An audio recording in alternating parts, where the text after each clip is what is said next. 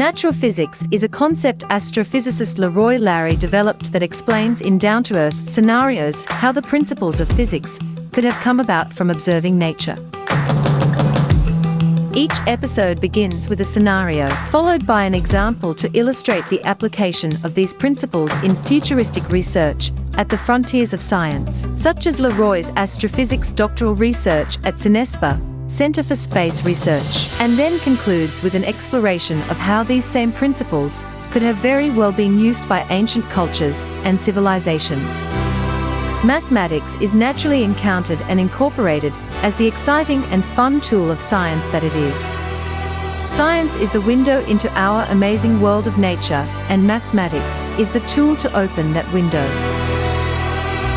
Natural physics encompasses current, futuristic, and ancient physics, and ties them together by the principles of physics that are common threads running throughout each.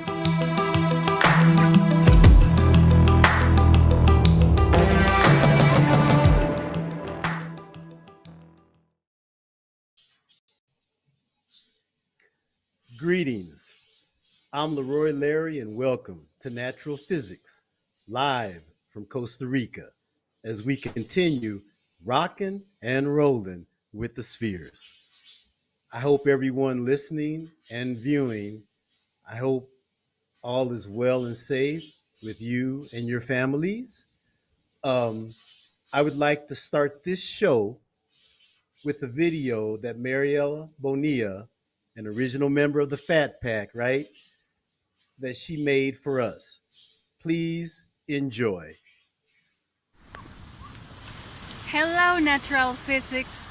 I'm so happy to be here with you.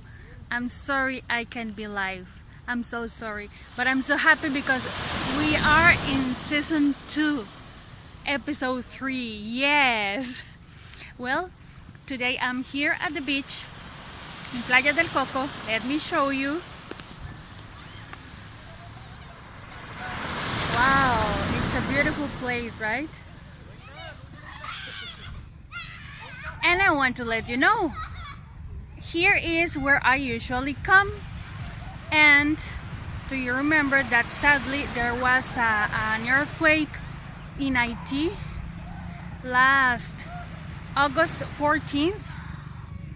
It was so sad, but I want to let you know that even though the distance, in August 13, I came here to this same place with my son,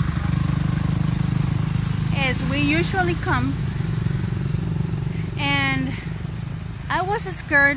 I have to let you know, I'm going to be honest, I was scared because the sea was weird, it was angry, if I can say it this way. I didn't say nothing because I didn't want to scare my son. And then while we came closer, my son said, "What is going on here? The sea is weird." He thought the same as I did. And we stayed here for a while, and I said, I thought that probably it was going to tell us something. The sea was trying to tell us something. And it was around 4 p.m. here in Costa Rica time. And then the next day when we woke up, they announced IT tsunami. If you're watching this video and you know about tsunamis, please investigate, because I know the distance, I know that we are in different seas, but this happened to me. This happened to my son and I in August 13, a day before IT tsunami. And I think it's important to mention it in this program. I hope you do enjoy, because we're talking always about nature, about physics, and please share and comment if you want. Thank you so much for being here. I hope to be able to be live with you soon. But if not, I will be with you at least in short videos like this one. Thank you so much. Keep enjoying. natural physics, and take a look again.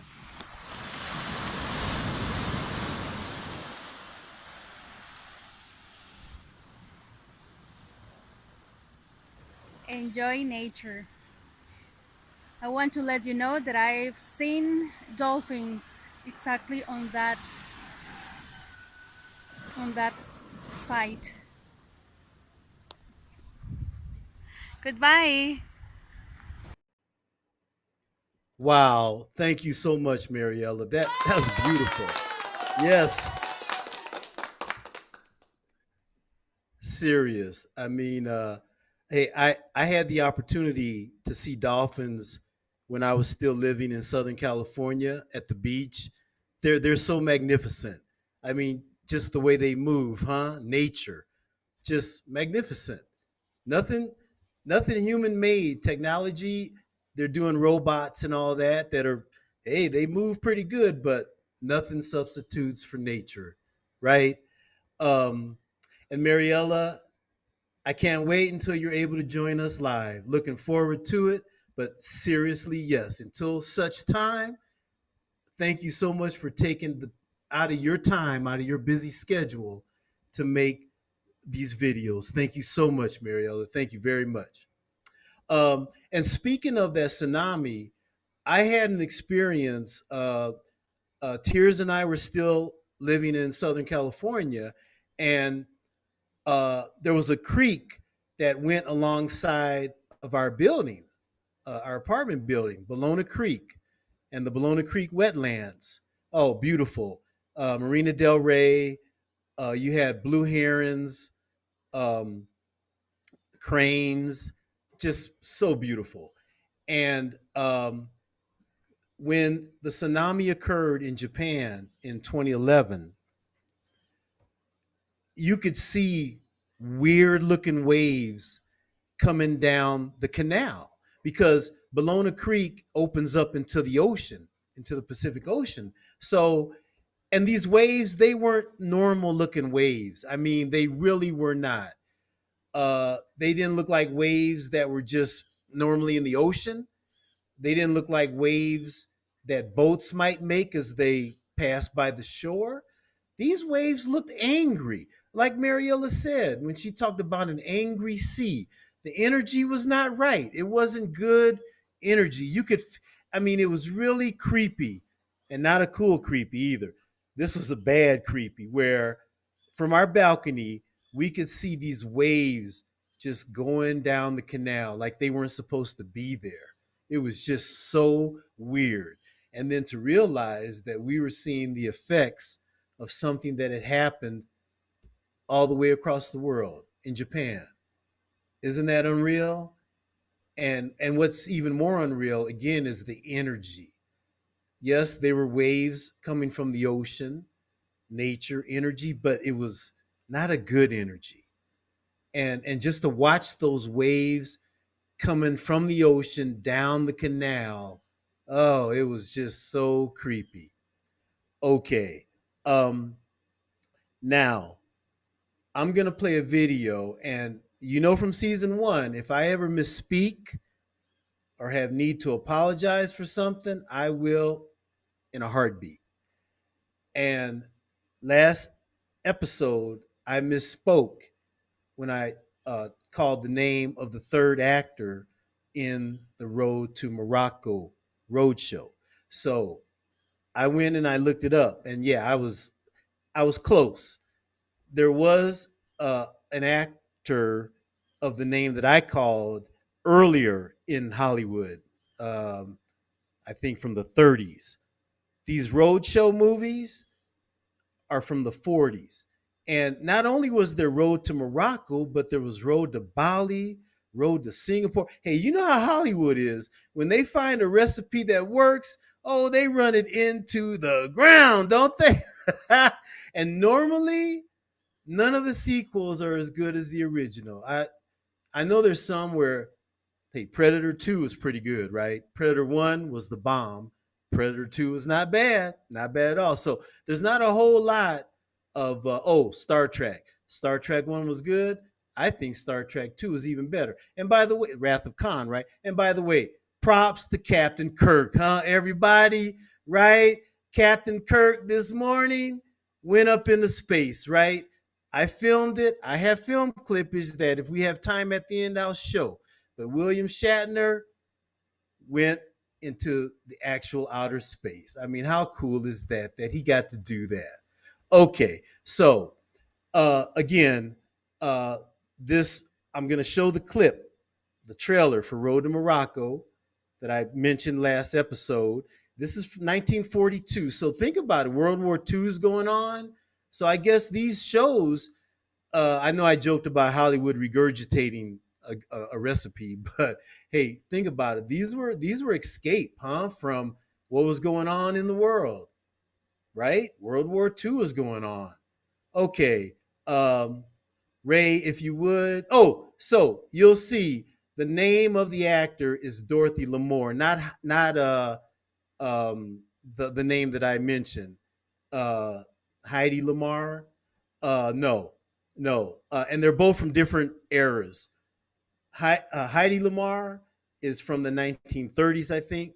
Dorothy Lamour is from the 1940s. So, okay, so enjoy, and you'll see where we got our motivation for doing our little outtake. Okay, Ray, if you would, thank you.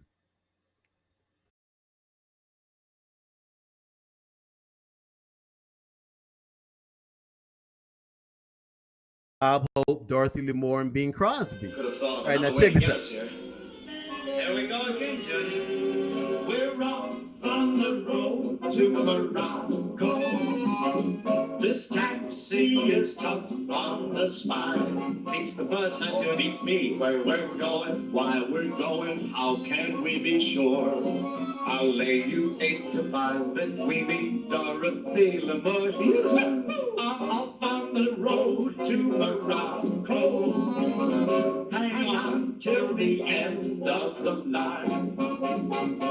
I hear this country's where they do dance of seven veils.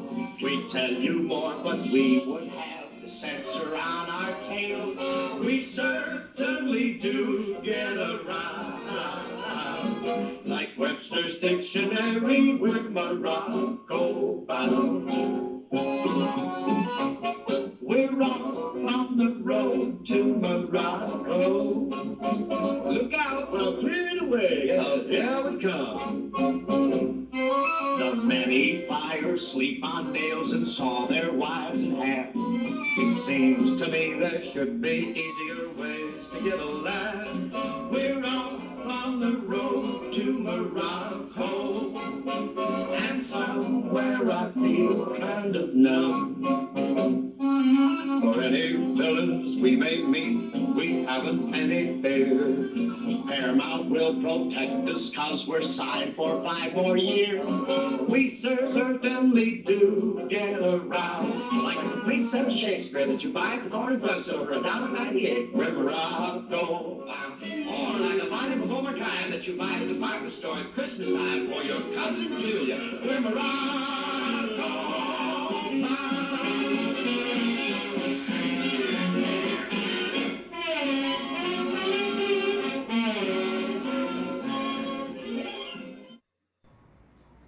We're on the road to Baduga.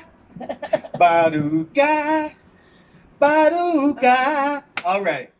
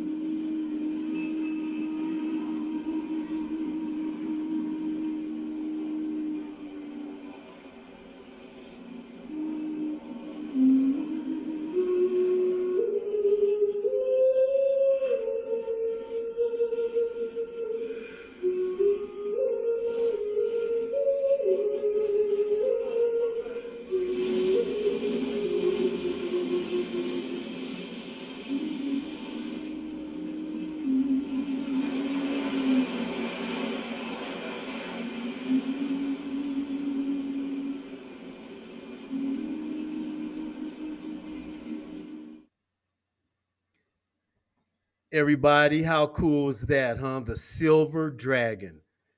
This is a phenomena that occurs and it's caused by the moon, the full moon, huh? And as it said, this phenomenon has been observed 3,000 years ago. Now, you remember how we were talking about how all the ancient civilizations back during that time period, how they all keyed off of the moon. After looking at that, is there any wonder why? And we're talking about tsunamis and whatnot. I mean, the moon has a serious, serious effect on Earth. We know about low and high tides. I had never heard of the silver dragon before, but did those waves, huh? Weren't they were kind of different, weren't they, than what you would normally expect? So again, for survival, ancient civilizations got very adept at being very, very familiar with the moon, its movements. Now, towards the end of the show, I have what I consider to be a monumental announcement to make on a theory that I have come up with concerning how the spheres were used as a lunar calendar and also to predict lunar eclipses, okay? And I'm taking this opportunity to live a fantasy. Hey, maybe this is like Einstein when he came up with E is equal to MC squared, right? Humor me, please, as you humored me all season one, and I hope you continue to humor me now because I'm obviously I'm enjoying myself with this podcast and this simultaneous live stream, close as I can get to a TV show, and that's what I've been calling it. Again, just enjoying the ride, right? It's so much fun. Okay, so now before I make my monumental announcement, okay, I'm gonna test out screen share because this theory that I've come up with, I would call it an aha moment. Okay, so let's try out the screen share. And all knowing, all seeing Ray, please let me know if this is not working. Okay, so all right, excellent. Okay, so let me see. Okay, here we go. All right, everybody. So I believe I've had a worldwide global aha moment. This is a little clip from episode one, our very first episode of the Natural Physics Show. So please enjoy. Okay.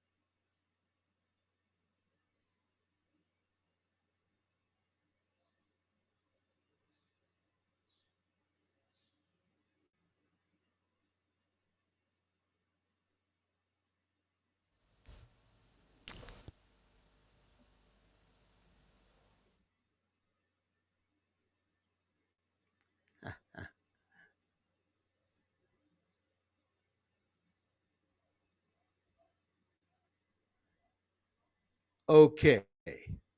So let me go back. Okay. So, all right, everybody.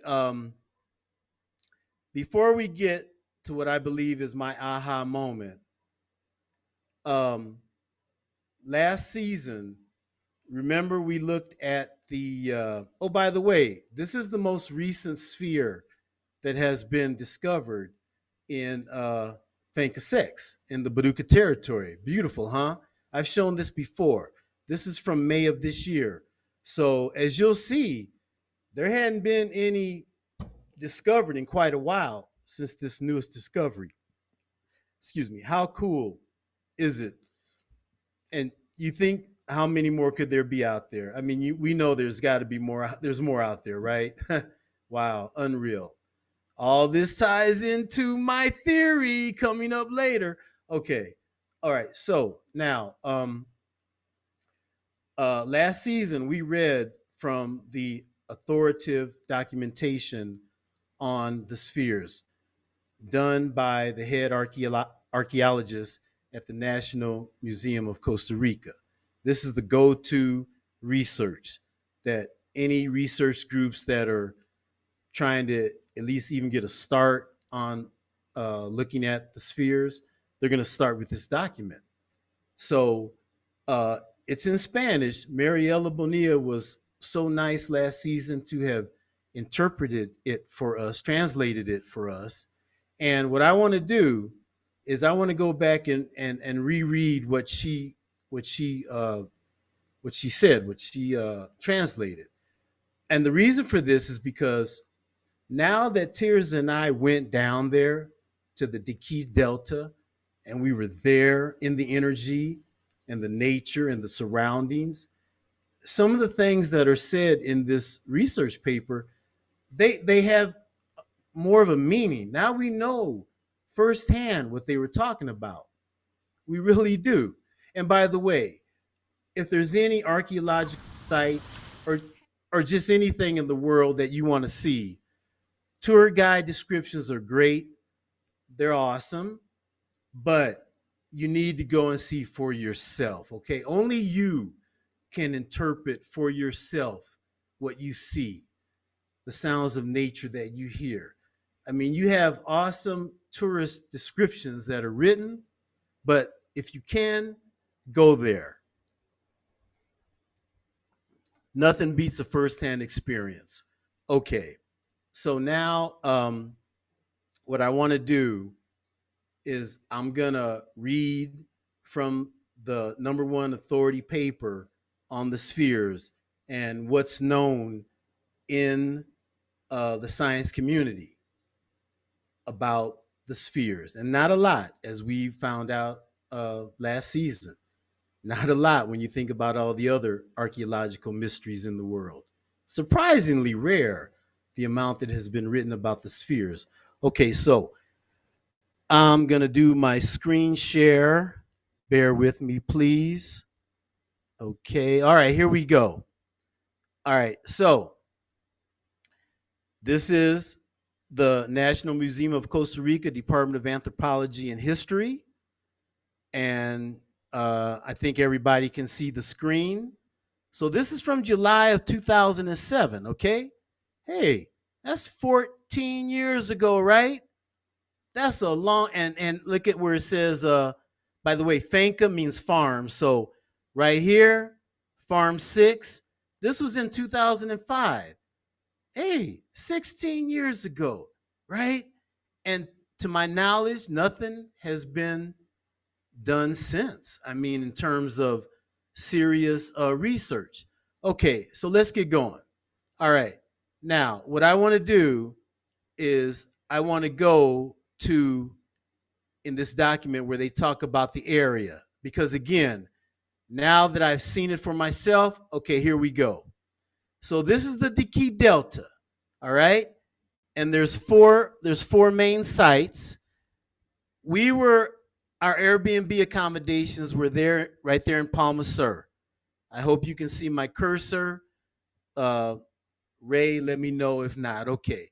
So, again, the area where the spheres have been found thus far is 10 hectares. Now, that amounts to 1/10 of a kilometer. Let's do a little a mind experiment. Okay, let's just say 1 kilometer is 10 city blocks. Excuse me. 10 city blocks, like 10 New York City blocks, right? Um, okay, so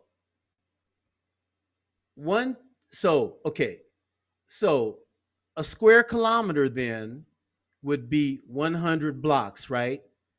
If we're saying that 1 kilometer is 10 city blocks, okay, then a square kilometer is going to be 10 blocks times 10 blocks, 100 blocks. So we have a square kilometer is 100 city blocks. So a hectare or 10 hectares is a tenth of a square kilometer. So out of those 100 blocks, we're looking at 10 blocks in which the spheres have been found. All right. Now let's zoom out. Costa Rica is 51,100 square kilometers, I think. Look at the minuscule percentage those 10 city blocks are within all of Costa Rica. And then let's zoom out even further. I feel like I'm doing at the end of Men in Black, right? When that was such a cool where they had the aliens playing marbles where they zoomed out. Anyway, so we zoom out from that to the globe. So do you get an idea of the minuscule area that the spheres have been found thus far within all of planet Earth? And that continues to intrigue me. It really does. All right, so let's continue. Okay, so the next thing was when we got to page, this figure right here, figure 3, take a good look at it. It's going to be referred to again in what I'm going to be reading from. This is from 1955. Oh, by the way, let me go back up to another picture. Okay, you see this sphere right here? Look at the machinery they were using just to get these beautiful artifacts out of the way. I mean, I've seen spheres with the chain markings across them, right? Just brutal. But, well, okay. All right, so let's move on. Okay, all right. All right, so, okay, so again, remember this picture, 1955, okay? All right, figure 3. All right, so now we're gonna get down here to page 25 because in this document, this is the first mention of any kind of an astronomical connection that the spheres might have. Okay, here we go. Now I'm going to go over here to my Word document. I became quite adept at doing this split screen stuff. Oh, let me read the description of the Farm 6 site, okay? That from the picture earlier, okay? And let me put the picture back up here. Okay, so okay, there we go. There's another view of it. Okay. All right. The Fanka 6 site, Farm 6 site, is located in the alluvial plain near an estuary, subject to intertidal action. The area has been used intensively for banana plantations. That's how the spheres were discovered. The National Museum has a property of 10 hectares. There's the 10 hectares, and it is expected to develop an archaeological park in that place. The site presents 2 alignments of spheres oriented east-west, several artificial mounds, buried cobblestones, and deposits of materials. It is located on the Changiana sheet, and it gives the latitude and the longitude, which you'll see later. I actually used in the Stellarium program, punched it in.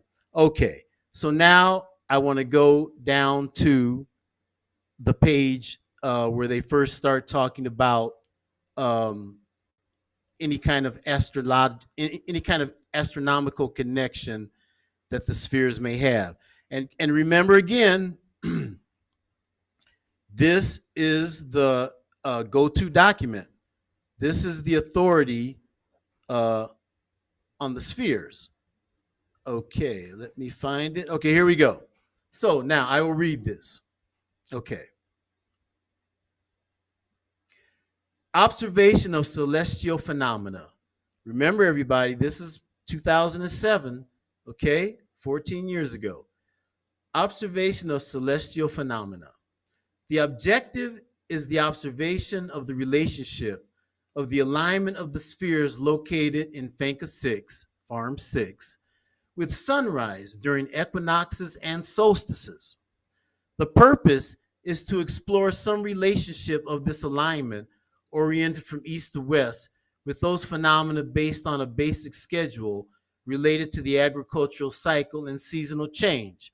Okay, so now, now we're going to go down to page 88, which is the part of the document where they specifically talk about what is known so far astronomically in the scientific community. Okay, this is all the archaeologists that are considered the um, the authorities. Okay, so okay, here we go. All right, and I'm not gonna read too fast, but let's just get through this. I'm gonna take a swig of water. Okay, here we go. A very close astronomical meaning of the spheres. The grouping of the spheres could represent the constellations, or they could be a sign of the sunrise or sunset during equinoxes or solstices. Those associations would be based on agricultural cycles and would constitute rudimentary calendars that, together with the other phenomena of nature, would indicate propitious moment, basically a real good time for agricultural tasks, as well as social and religious activities. The alteration of the original site, or even worse, the total or partial removal of sets of spheres called astronomical gardens, have prevented further progress in this purpose.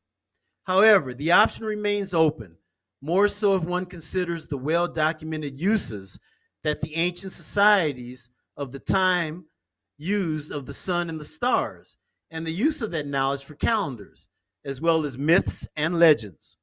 Likewise, the observation of celestial phenomena still carried out by current indigenous groups such as the Bribri. Wonder why the Baduk aren't mentioned. Anyway, for whom an ideological closeness with the former occupants of the Delta is postulated. Okay. It provides direct support, therefore, it was conceived as one of the objectives of the project to explore possible associations of the groups of spheres with celestial phenomena. The recording of two alignments of spheres in situ, in situ, remember, some say tomato, some say tomato, at Farm 6, oriented from east to west. Everybody, I think those are the stars of the show, right? Those two spheres that are oriented east and west.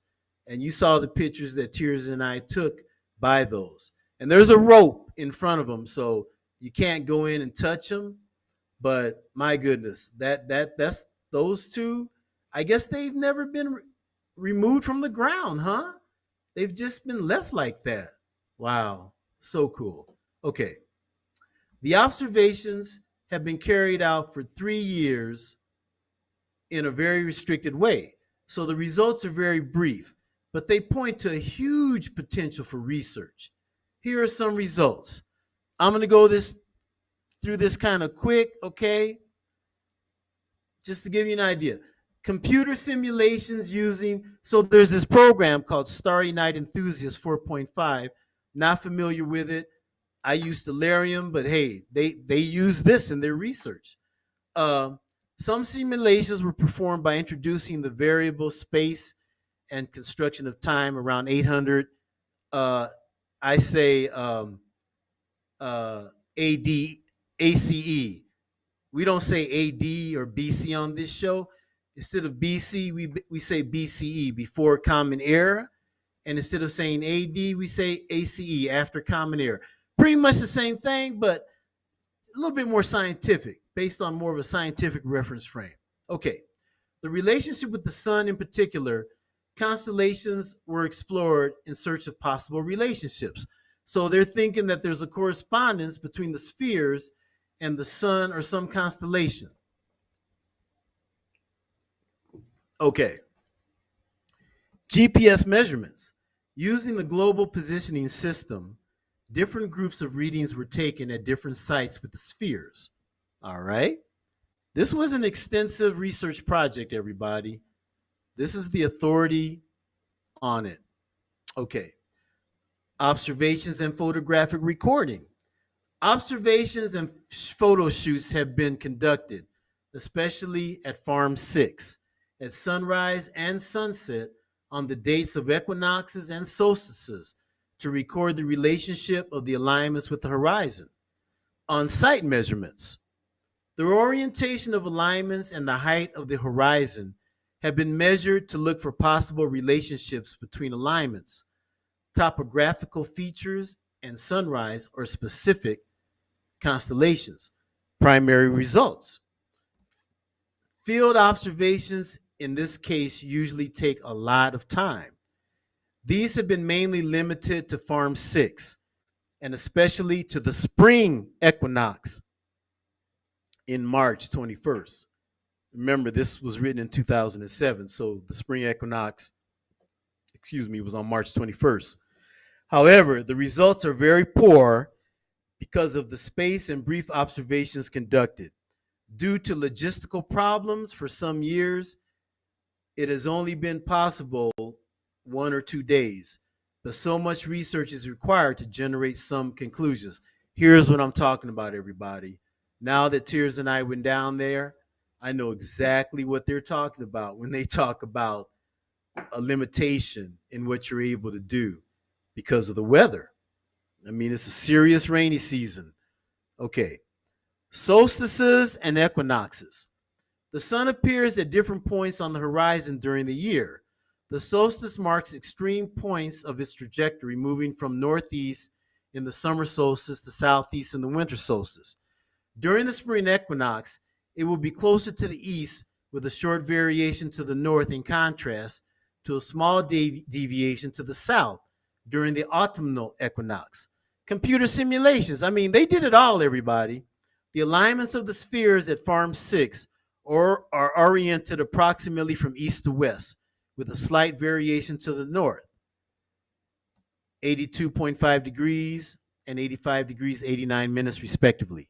Using the program Starry Night Enthusiast, several simulations were produced on different dates, from 700 to 1500 after Common Era, for sunrise, during solstice and equinoxes in part. The results of the conducted simulation pointed to the equinoxes rather than the solstices, with the spring equinox being when the sun would have come out in an orientation like that, or realignments without this being exact. Okay, figure 5. So now I'm going to go down to figure 5. Okay, there's figure 5. Okay, this is what they're talking about. Okay, computer simulation using the Starry Night Enthusiast program. Okay, a simulation, equinox, spring equinox at Farm 6 with the two spheres. Okay. A simulation was also made with the alignment of 7 spheres recorded by, this is figure 3. Remember when I said remember figure 3? Okay. In Farm 6. See, there's 4 major archaeological sites. Farm 5 is another one, is one of those. The alignment is oriented at 100 degrees and could be related to the autumnal equinox when the sun appears at approximately 92 degrees, or to a topographical accident on the horizon not yet documented in the mountains of Osa. That's kind of mysterious, right? That little ditty, the not yet documented. Okay, field observations. During the year 2004, this is 17 years ago, there were observations in Farm 6. It was only in March that the sunrise could be clearly observed. I can totally relate to this. Rainy season, I mean, you're not even hardly going to get a sunset because it's usually raining full force by 3 p.m. or so in the afternoon.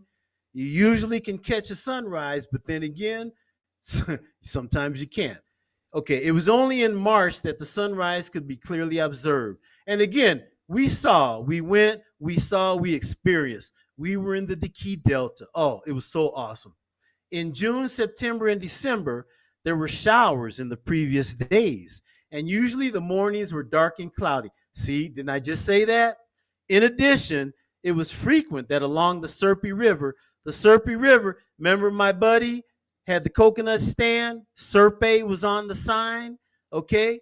And that's the name of the town at the end, at where the Serpy River opens out into the ocean, which runs between the alignments and the horizon.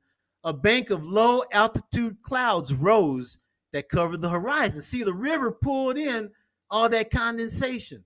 Very hard to get a sunrise or a sunset. And by the way, before I forget, let me mention we found out, Tears and I found out that at Farm 6, no internet connection, everybody. Zero. In the museum, there was some Wi-Fi, very limited, but out at the actual archaeological site, nothing, honey. Zero, right? So we wouldn't have been able to do a live broadcast from those two, the stars of the show, the two, and I don't want to take anything away from the other spheres or the other artifacts, okay? But hey, those two aligned spheres to the sunrise, equinox in the spring, pretty powerful, right? So, but we wouldn't have been able to do a live broadcast from there anyway. And so we were very lucky that we did our broadcast on fall equinox sunrise from the Park of the Spheres in Palmer, Sur, that had free wireless in the park. Hey, we really lucked out on that one. So all the filmage that you'll ever see of sunrise at those two spheres, they're not done live. So we would have been able to do it live. I guess we would have been the first in history to do so. Okay, let's continue. All right. All right. So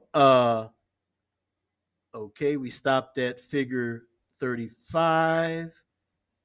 Okay. So now all right. Uh Okay, in addition, it was frequent that along the Serpy River, which runs between the alignments and the horizon, a bank of low altitude clouds rose that covered the horizon. Okay, sorry about that repetition. In any case, in this month, the sunrise came out as recorded in the simulation, so they were ruled out as possible associations. We suggest that the spring equinox would be the most likely date of some correlation, since it is the period of the year of greatest luminosity, because it is the dry season. In the year 2005, 16 years ago, there were cloudiness conditions in 2006 and 2007. So, yeah, we're looking at almost 20 years ago, everybody. The sun came out with that deviation between 5 and 7 degrees, as seen in the simulation figure 36. So let's go down to figure 36, okay? So you can see what we're, okay, see, there's the stars of the show, okay? The two spheres that are aligned east and west, okay? And this is the spring equinox, sunrise, 2004, 2005, 2006. This is where we wanted to film live from 2 weeks ago. All right. Field out, let's see. Okay. Okay. Uh, so they were ruled out as possible associations. Okay. Okay. Sorry about that. Okay, here we go. All right. The observations have not been as consistent as they should be. Some limitations have been for reasons of logistics, and distance has not been able to remain in the area during the days before and after the equinox to document the movement of the sun. Also, in some years, it has not been possible to be the exact date of the equinox, and the observation has been restricted to a single date. Weather has a lot to do with making these observations, and we experienced it, everybody. I mean, we experienced it firsthand. The alignments will coincide with the sun rise at some time of the year, which will be important to document and see other possible connections. This appearance may be related to some specific point on the horizon, which has not been recorded yet. a lot of observations that have not been able to do. Okay, they go on to talk about constellations where there could be a possible connection with constellations. Everybody, again, you can pull this up, but there's some things I want to get to, uh, so you can see. And what I want to do, I'm going to close this. I want to open this up. Now, here's the photographs that were taken in 2004, 2005, 2006. All right. Now, I want to bring up the pictures. This is the first picture. Thank you, Ray, for letting me know everything is cool running, man. That's one of those Jamaican, I think one of the Jamaican cool running, man. Okay. Okay, here's a picture of me in tears with the two stars of the show, right? Oriented East and West. So here's a current photograph, all right? Okay, and just to bring up a couple more. So again, remember this research document that I just read from, hey, it's from almost 20 years ago, but you can see the difference in the scenery, right? Now, as compared to 2004, 2005, 2006. Okay. And then there's one more I want to show. Okay.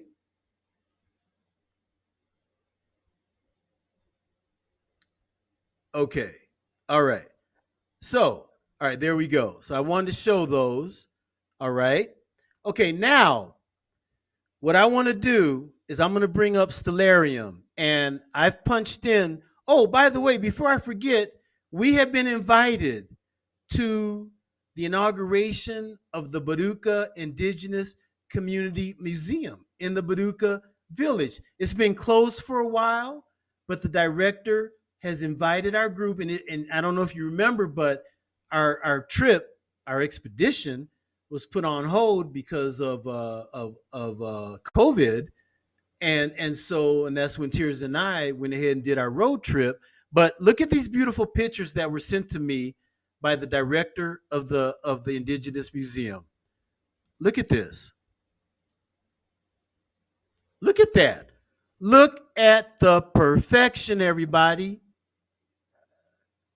I mean, you just look in awe. You really do.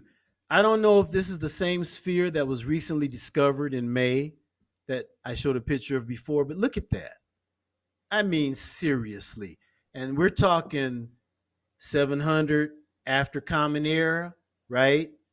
Or even before, maybe before Common Era. We might be talking about BCE, right? Unbelievable.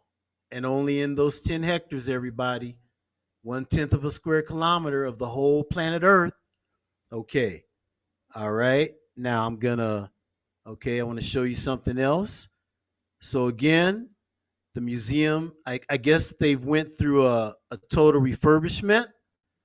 So look at that. See the sphere there? Kind of peeking at us out the door and saying, come on in and look at me and be in wonderment and amazement and try to figure out my mysteries.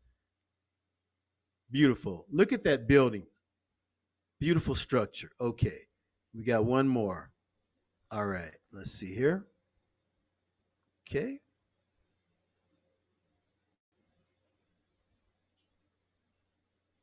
Look at that, everybody. Isn't that beautiful? I mean, just so beautiful. Just made of the native wood of the area. And that's what we saw when we were down there. Structures made out of the natural trees of the area, right? I mean, just beautiful, beautiful, beautiful. Okay. Now I want to go to Stellarium, and this may be the first time I may actually admit to having to go over a little bit, but okay. So now let's remember that according to the Badukas, the spheres were used as a lunar calendar to predict lunar eclipses. All right, now in the first, let me take a little swig of water. Okay, as you saw, The moon has quite an influence um, on the earth. So uh, it was very important for all the ancient civilizations to be very efficient at following the movements of the moon. Okay. And also, now a lunar calendar keeps track of the phases of the moon. And you saw in that video of the silver dragon how when a full moon rolled out, oh, the silver dragon appeared, right? Full moon.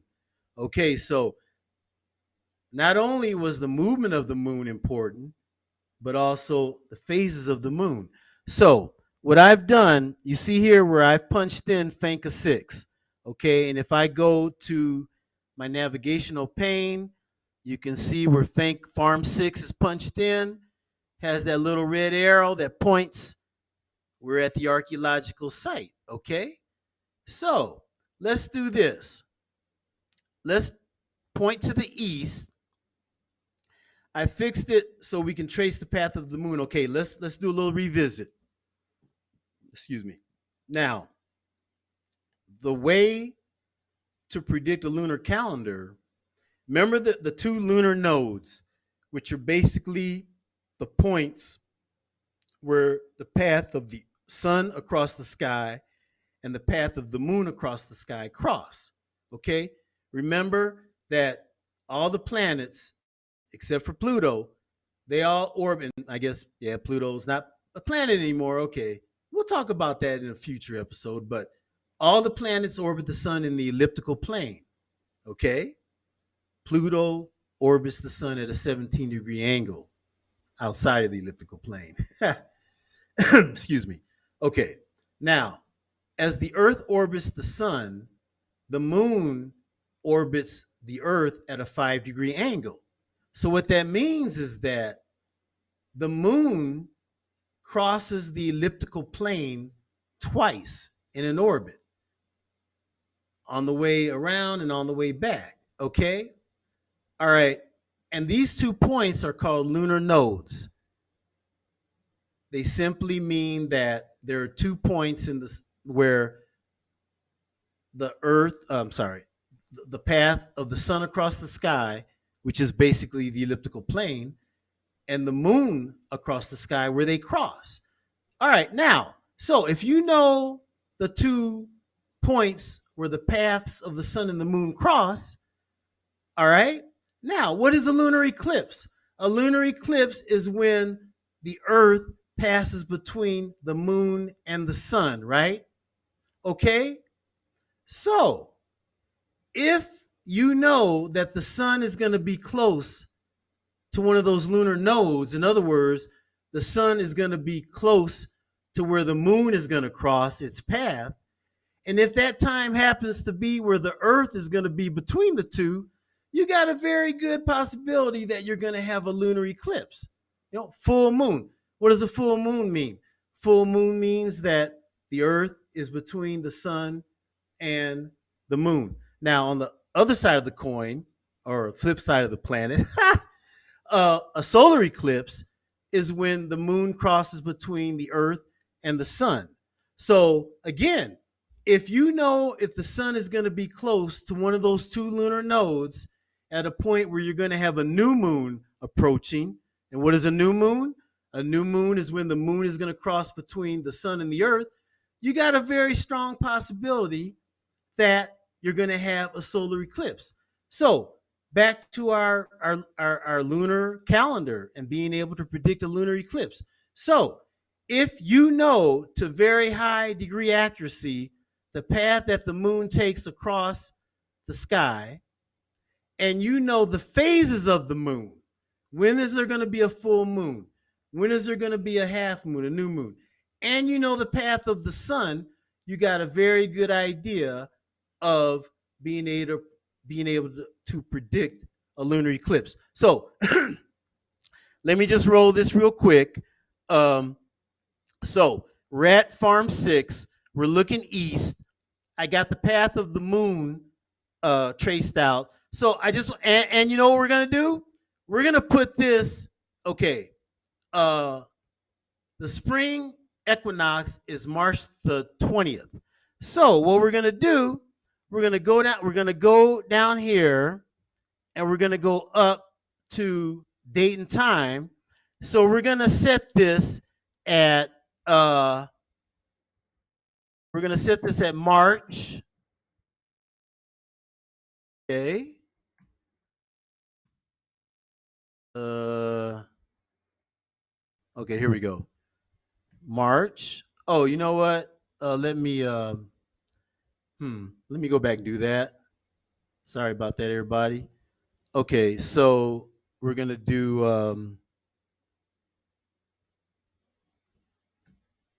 okay, I don't know. Okay, here we go. Use the arrows, Leroy. Okay, March 20th.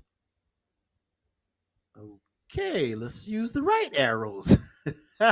Okay, March 20th. And let's just go one day back, March 19th, just so we catch it. So basically, now we're gonna say that we are on, and if you look, let me hide this. So now we are on March 19th.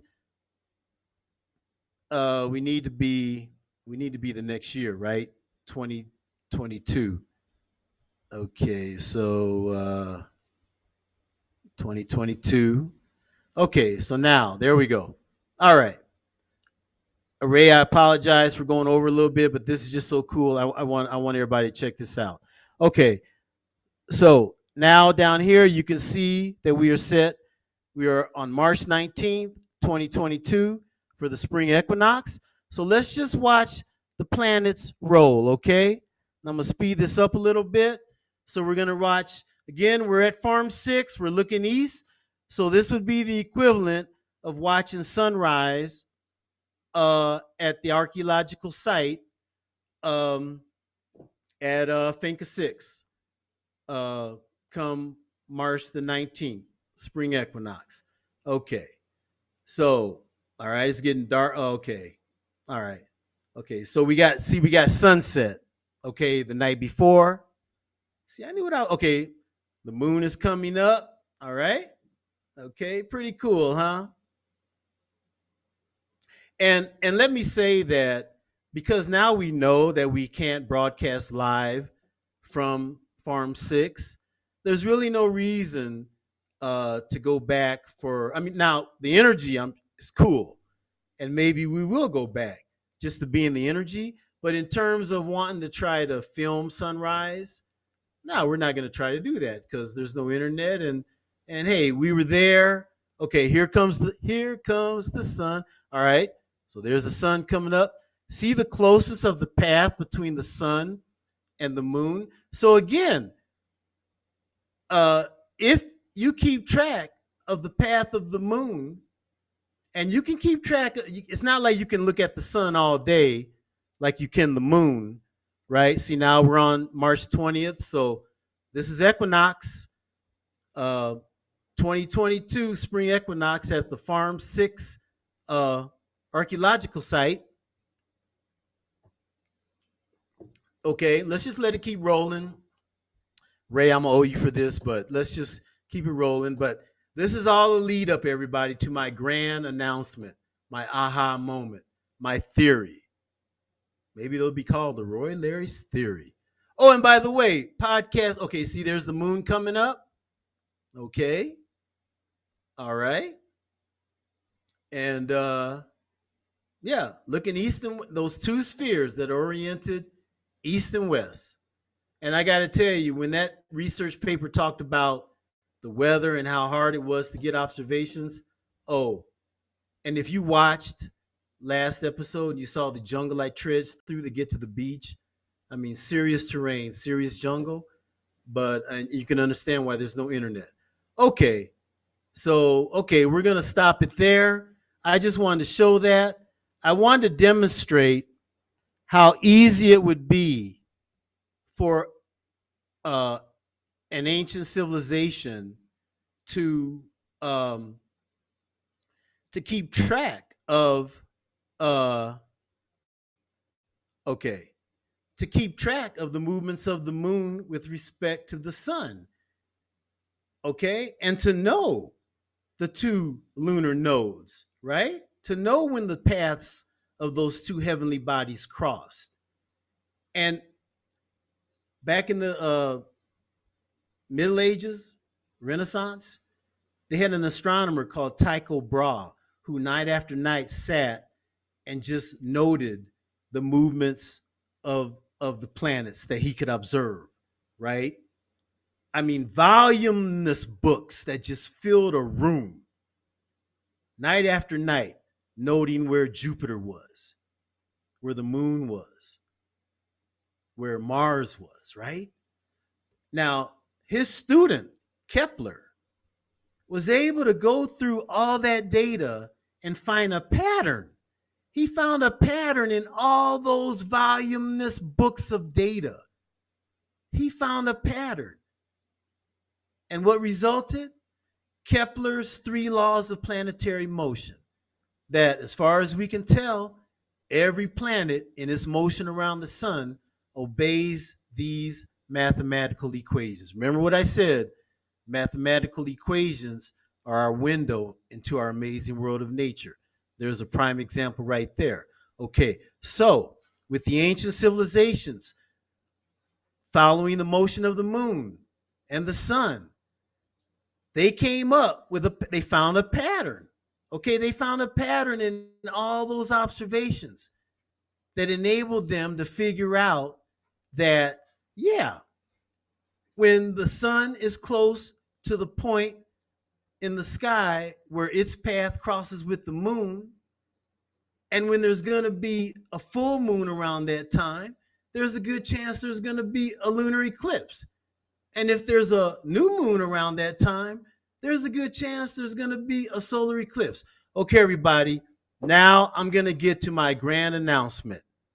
Ray, I don't know if you're able to, excuse the pun, drum up a fake drum roll, but okay, here we go. I'm going to take a swig of water.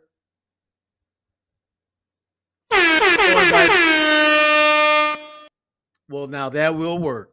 And podcast listeners, again, if you just type in, you go to Google and type in LeroyLarry.com, LeroyLarry.com, it brings up everything you would want to know or not want to know about natural physics, okay, and me and all that, okay?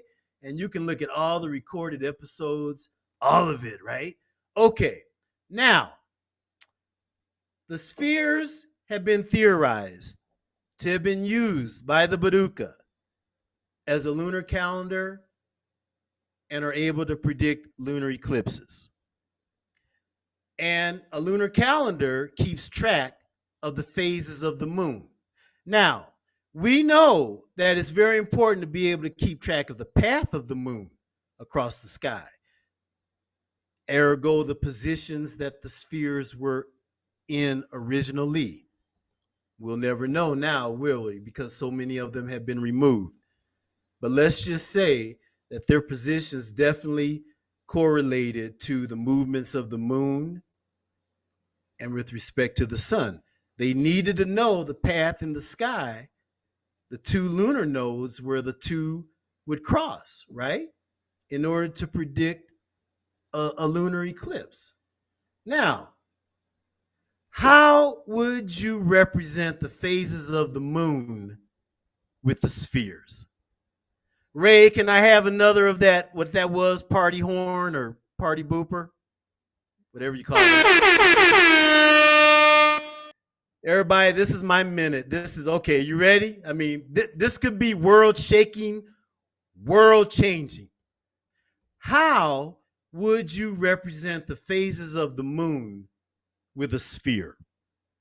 Okay, now obviously a whole sphere, yeah, that could represent the full moon. Maybe if you use some kind of darks, I don't believe the Baduka would have painted their objects, so I'm not going to say if you painted it black, but let's say they found a rock black and you carved it. Okay, that could be a new moon, right? But let me ask you this: how would you represent a half moon? You're going to carve a half a sphere? And even more hard, a crescent. How are you going to carve a crescent? Now, be it that we theorize that there was a plant or is a plant that exists where can soften stone, but even then, how are you gonna represent the phases of the moon using a sphere? Here we go, everybody. Leroy Larry's theory of how the spheres were used to represent the phases of the moon. Oh, I like that. That was Twilight Zone-y. Right on. Their size, everybody. What if the sizes of the different spheres represented the percentage of the moon that was not yet to be a full moon? I mean, what I'm saying is, what if you had the smaller spheres that represented uh, a long time from when a full moon is going to occur? And as the spheres got bigger and bigger and bigger, they represented how closer you were getting to the full moon, which is what you need to know in order to predict a lunar eclipse, right? Okay, on that note, okay, I have presented my theory, Leroy Larry's theory. I submit that the positions of the spheres kept track of the position, the movement of the moon as it crossed the sky, and the movement of the sun, maybe even the movement of the earth. Hey, don't rule out that they didn't know that the earth rotated around the sun and that everything did not rotate around the earth, okay? So I submit that the positions were a way of keeping track of the motions of the moon and the sun. And I propose that the sizes of the spheres represented the phases of the moon in order to know when a full moon was going to happen, in order to predict a lunar eclipse. Okay, on that note, yes, all right. Thank you very much. So I will leave you with that. Tune in next week, same fat time, same fat channel.